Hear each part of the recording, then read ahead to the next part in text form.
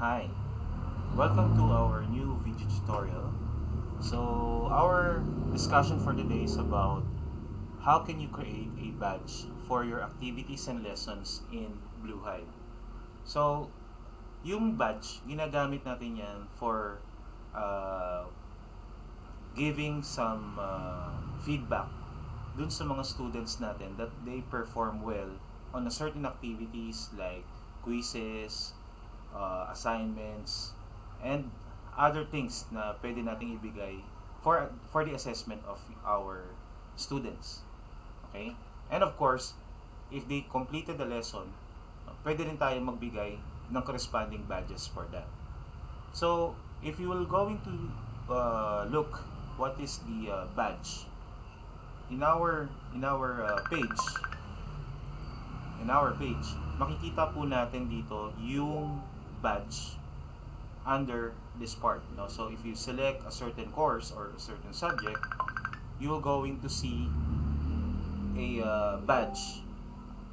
Okay, so once you click this, okay, so eto, may create na akong sample badge dito, and this badge is for my e-commerce and internet marketing class. Okay, so as you can see, the name of this badge is this is the course code, and then I put here a quiz completion star. So what does it mean? Itong quiz completion star ko, lalabas to dun sa bata kapag yung bata is pumasa dun sa quiz na tinake niya. So for example, that is 30 items quiz, and then sinet mo na ang grade to pass is 15 points out of 30. Automatically, the students will receive this kind of badge. So makikita niya to dun sa profile niya, and one good thing is motivation for the students, kasi nakikita niya sa mga subjects niya, nakakapag comply siya dun sa mga different activities na binibigay ng mga instructors. At the same time, he or she can collect these stars. So halimbawa, you have 5 quizzes and lahat yun maganda yung naging performance niya, he or she will collect 5 badges or stars na makikita niya yan dun sa profile niya. Okay, so that's good things na pwede nating ibigay sa student as complement na pumasa siya sa mga binibigay nating mga activities. Okay? So, pwede kayong gumawa ng maraming badge.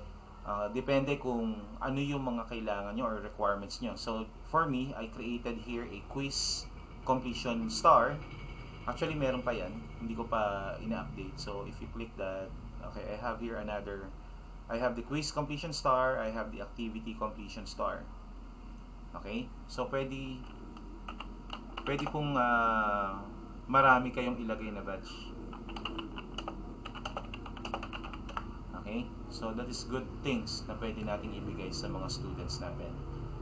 Okay, so first things first, paano po tayo nagki-create ng badge? So before we create a badge, ito po yung mga notes na kailangan nating tandaan. Before we create a badge, dapat meron na tayong nakaset up activities. Dapat may nakaset up activities na tayo. Like for example, meron na tayong mga quiz, meron na tayong assignment. Yan. So dapat naka-set up na po yung quiz and assignments natin in our account dun sa mga classes natin.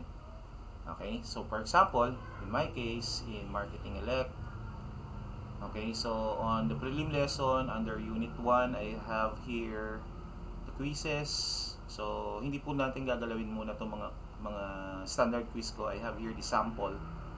Okay, meron na po akong create na sample quiz dito. Okay, then on the sample quiz, there are some changes na gagawin natin dun sa quizzes natin para mag-apply ng badge. So before we create a badge, just make sure that we already finish the setup on our quiz. So how can we set up the quiz? Of course, we're going to click edit and then edit settings. Okay, on the setup quiz, okay, this is settings ng quiz natin. So on the timing, wala naman tayong babaguhin dyan. If you want to change the the time and the date of your quiz, okay lang. But if not, in my case, I will not put any timing on the quizzes. Okay? And then, on the grades, dito tayo magkakaroon ng changes. On the grades, uncategorized pa to because I've not created a grade book. No, hindi ko pa na set up yung grade book ko. But it's okay. Kahit naman sa huli nyo na lang i-set up yung grade book nyo. Okay, ang importante dito is the grade to pass. So, I have here a quiz. Let's see the quiz. Check natin yung quiz. Okay, so yung sample quiz na create ko, if you click this, okay, and then go to edit quiz. Okay, I have here a simple sample quiz lang naman to. So, I just put 2 questions. And then that is 5 points each. The total is the maximum grade is 10. Total marks is 10. So the grade to pass, no, para let's say kunwari no, i-ano natin to, i-activate natin to. So the passing grade is 5 out of 10. Okay, so balik ulit tayo dun sa quiz natin. Let's go back. And then on the sample quiz, you just click edit settings. Okay, let's go back to grades. Okay, so grade to pass, papalitan ko to ng 5. So if the student get 5, automatically makaka-receive na siya ng badge. So yun yung ibig sabihin nun. Okay, pumasa na siya dun sa quiz. So it means pwede na natin siyang issuehan ng badge. It means he or she completed our activity, or to be specific, this quiz. Okay? So, wala tayong papalitan sa attempts, sa grade method. So, let's now proceed to the next part. And the next part is activity completion. On the activity completion, sometimes, most of the time, we try to select this, yung last. No? Show the activity, or show activity as complete when conditions are met. And we check this one. Okay? And then, yan lang yung ginagamit natin last time. But since we're going to track the completion of the student, okay, we will going to check this one. And we will going to require him or her to have a passing grade. So yung require a passing grade, it depends on what you have put on the grade to pass. So if that is a 10 items quiz, the grade to pass is 5. So pag yung activity completion tracking natin, i-check niya yan kung yung bata is nakakuha ba ng 5 points up. Pag nakakuha siya ng 5 points up, automatically, okay, it means he or she comply with our activity. So, completed na yung activity na create natin. So, sa madalit salita, we will going to check this 3. Okay, after that, you just click save and return. And it's finished. Tapos na tayo dun sa ano natin, sa setup ng quiz natin. So we finished this. Okay, the second now is to set up the badge. Okay, so set up natin yung badge. So where can we find the badge? You can find it here sa badges. And then so, kung wala pa po tayo na-create na badge, wala pa po lalabas na ganito. So, of course, we're going to click Add New Badge. Okay, so, when adding a badge, of course, there must be a name. So, yung name na ilalagay ko is, sa paglalagay po ng name, let's try to be centralized. Pakilagay po rito yung subject code, which is makikita natin dito. Let's say this is MKTG Elect 3. Or if you want to put another word, so halimbawa e-commerce for ganyan, so pwede mo pong ilagay dito e-commerce or NSTP1, parang ganun na. Kasi hindi po natin pwedeng gamitin lagi yung activity completion star kasi pwedeng magdoble. Okay, magkakaroon po ng parang file is already exist. So para hindi po tayo magkapare-parehas, so you put in the first part of the name, you put the subject code. Okay, o kaya maglagay na lang po kayo na medyo related dun sa tinuturo nating subject. So I will going to change this. This is not activity completion star because I have an activity completion star already. I will going to create quiz, no? This is for the quiz. Okay. So ay meron na rin pala akong quiz. So I will going to put 1 na lang muna. So this is my second type of badge. Okay, so marketing elect quiz completion star 1. Okay, kasi meron na akong create na quiz completion star na badge. So linagyan ko na lang ng 1 para hindi magkaroon ng conflict. So what is the next thing to do is to just copy this name and put this on the description. Okay, and then you're going to choose a file. So dito sa file, this is for the image. Hanap lang po tayo kay Google kung ano po yung gusto nyong star na gamitin. So, or anything like for example a medal or anything na pwede nating ibigay as an icon or an image for that badge. So for example, I'm going to search star badge. Okay, and just click image. Click nyo lang po yung image dito. So you can now find any badge here. So I think I already download this badge, this image. So makikita ko yan sa downloads. Under my downloads, I have here a badge. Okay, oops, sorry. Makikita nyo na po dito yung badge, this one. So ito po yung isang badge na create ko kanina. So I have here now this badge. Okay, so after you download this, okay, let's go back here. Okay, dito, idadrag nyo lang po yung badge na napili nyo. So for example, this image, you just drag this here. Okay, and then after that, on the last part, on the issuer details, you just type your name. Okay, yung contact type, di nyo na po lagyan yan. Okay, and then you just click create badge. So I have now here a badge named as Marketing Elect Quiz Completion Star 1. Okay. So okay na po to. So it means itong badge na to, gagamitin ko yan sa quiz. So if you have let's say meron tayong activities, assignments, so pwede niyo pong palitan yung quiz, gawin yung assignment. Pero another badge na naman po 'yon. So you'll just perform same thing na ginawa natin. You will going to add a badge and then i-set up nyo lang po ulit, no? Yung kagaya ng ginawa natin kanina. Okay, so I have now quiz completion star.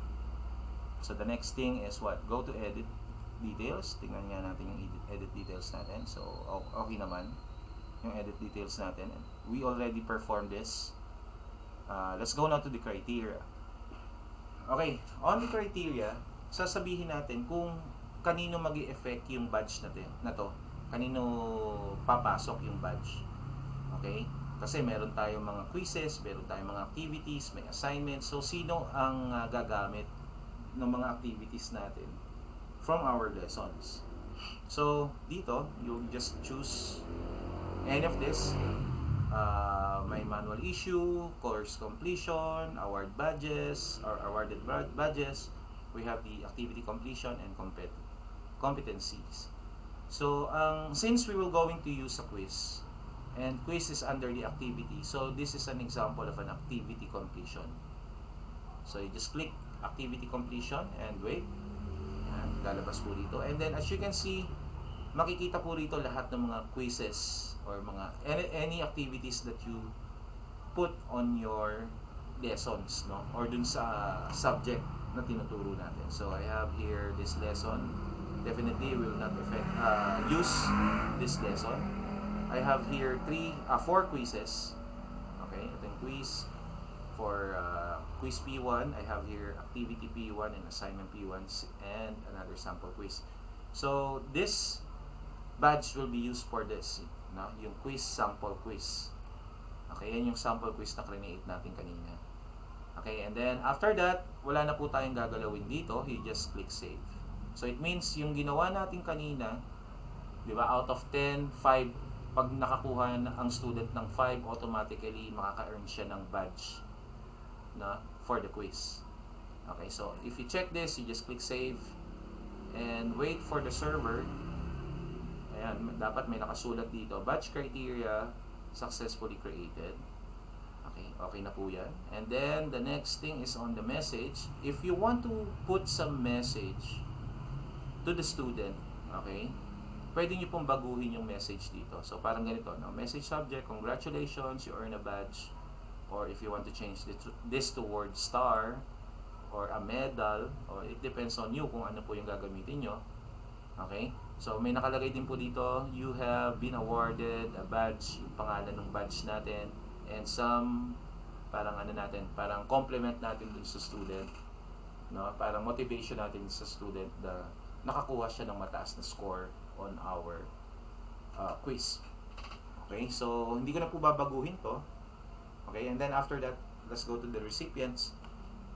As you can see, wala pa pong recipient kasi wala pa pong nagtitake ng quiz.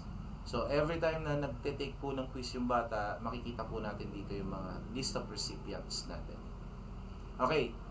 Your marketing elect quiz completion star 1 will not be activated if you don't click enable access button. So, we need to enable the access. Once we enable the access, no, of this badge, okay, dun pa lang po yan mag-e-effect dun sa mga students natin. So just make sure that after you set up your badge, you immediately click the enable access para ma-check niya kung sino yung mga nag-quiz at sino yung bibigyan natin ng badges. Okay, so I'll just click enable access. And let's wait. So may confirmation dito, sabi dito, this will make your badge visible to the users. So tama yan. It is possible that some users already meet this badge criteria and will be issued badge immediately after after you enable it. Once a badge is used, it will be locked. Certain settings and including the expiry settings can no longer be changed. So take note, once na inactivate na po natin to, all of the things will be locked for this.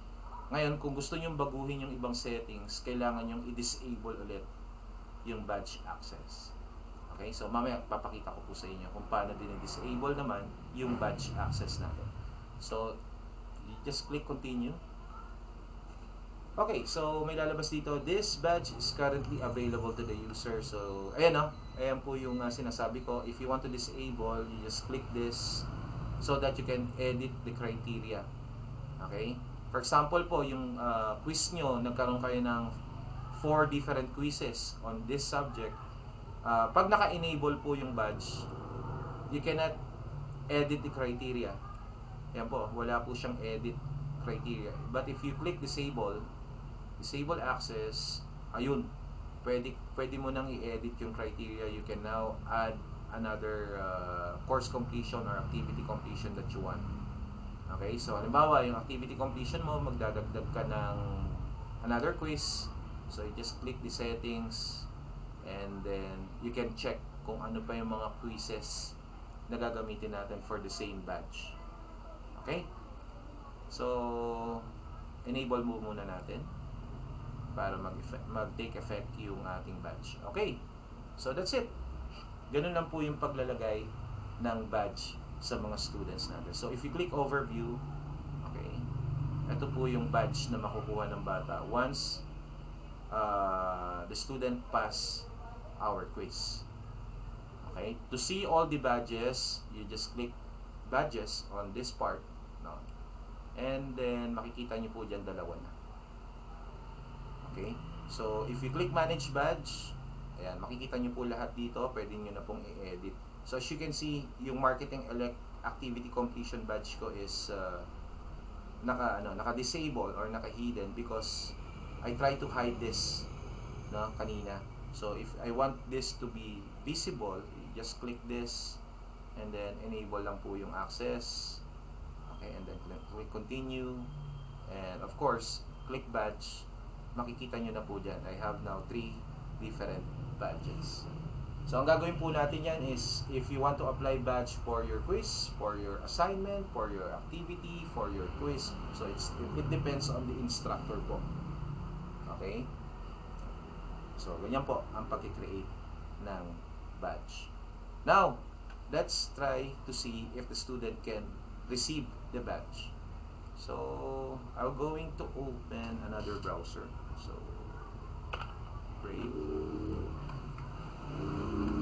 ang gagawin ko po is I'm going to open a student account in this page. So I'll just type a student account, student 1.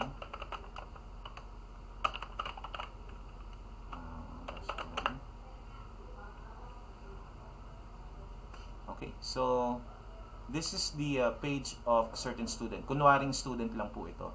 And this student is enrolled in this subject. So if you click here, dito, ayan, makikita natin that he or she has a subject which is marketing elect. So once he or she click this and then punta po siya rito, oops, naka-disable po yung aking quiz. So I'll just go to my subject and then ito, naka-hide po kasi. Okay, i-show ko lang yung aking quiz. Ayan na, naka-show na yung quiz natin. So, siya naman, yung student account, magre-refresh. Ayun, makikita niya yung quiz. Okay, so the student will take the quiz. Okay, attempt the quiz now. Okay, so the first question is what is the highest number? So, of course, that is 4. Next. Okay, so what is the lowest number? So I pick 1 and then finish attempt. Okay, so after he or she finish the attempt, submit and then submit, and automatically that will be submitted to your page, dun sa instructor's page. So as you can see, kung nakikita niyo po rito, kailangan ko lang po ng konti yung ating screen. Yan. Okay? Mapapansin niyo po there's a notification bell to the student. So what is the meaning of this? May notification siya makakuha. So once he or she click this, may lalabas po rito. Ayun. Congratulations, you earn a badge. Okay? So na-receive na po ng bata yung badge na meron siya. So once he or she click this button or this notification, okay, so lalabas po rito, ayun, congratulations, you have earned a badge. Okay, but once clinic niya po yan, or maybe on the dashboard, yan, makikita niyo po, meron na po siyang matatanggap na badge. Ayan po. So, latest badge, ibig sabihin, he or she already received a badge. So, maganda po yan kasi nakikita ng mga bata, uy, dumadami na yung badges ko. So, it means, magiging natin, mamomotivate natin yung mga student, once he or she open his or her account. Okay, so makikita rin ng bata yan on his profile. Pag clinic niya yung profile niya, and then, clinic niya yung more, ayan, makikita niya yung mga badges. So, parami po ng paramihan, depende kung ilang quizzes, ilang activities na po yung na-comply niya. And that is a great thing kasi makikita ng bata, uy, dumadami na yung mga badges ko. Okay? Mamomotivate po sila, mas gaganahan sila mag-aral pagka ganun ang ginawa natin sa kanila as a merit, parang merit natin para sa kanila. Okay, now in the instructor side, sa atin, how can we determine who get the badges? So of course, click nyo lang yung badge. Then, pili po tayo ng badge. Okay? Just click manage. Okay, ayan. Makikita nyo po rito on my completion star 1, meron na pong isang naka-receive. Okay? Ayun, meron na siyang isa. So, if you click this, yung 1, okay, ayun, si student 1 already get a badge. And that's it. No? So, we can see all the students who receive the badges. Kung ano man yung mga pinapagawa natin, makikita natin sino sa kanila yung mga nag-comply na. And of course, makikita rin po natin yan sa grades. So if you click the grades, makikita rin po natin yung mga nangyari or yung grades nila. So nasa na yung student na yun? Ayun. Student 1, 10, 10. Okay? And that's it. Ganun na po kadali ang pag-create ng badges. Okay? Thank you so much for watching my video. So if you have any questions, pwede nyo po akong i-ask. Kindly message me in my Facebook account, and I'm very welcome po para sagutin yung mga questions nyo. Okay, thank you so much po sa pag-attend or pag-tingin po dito sa aking video tutorial. So, thank you very much po and keep safe.